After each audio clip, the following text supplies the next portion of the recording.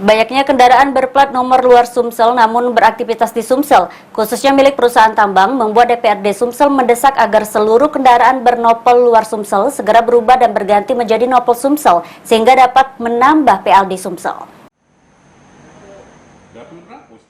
Anggota DPRD Sumsel dari Komisi 3 menyoroti banyaknya kendaraan khususnya milik perusahaan tambang yang berplat nomor luar Sumsel namun beraktivitas di Sumsel. Oleh karenanya menurut Ahmad Toha, meminta kepada seluruh perusahaan tambang yang mempunyai kendaraan namun plat luar Sumsel untuk segera bisa berubah menjadi plat Sumsel.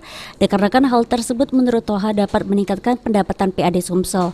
Sejauh ini Ahmad Toha sendiri melihat jika tidak segera melakukan perubahan plat nomor akan merugikan Provinsi Sumsel. Kerugian secara real kan banyak. Pastilah mereka lewat di jalan ditahan. Jalan kita yang hancur kan. Dia akan nyari di tempat kita, pakai fasilitas kita. Masa kita diam saja? Mesti harus ada feedback kan. Harus ada simbiosis mutualisme lah, ada hubungan yang saling menguntungkan kan.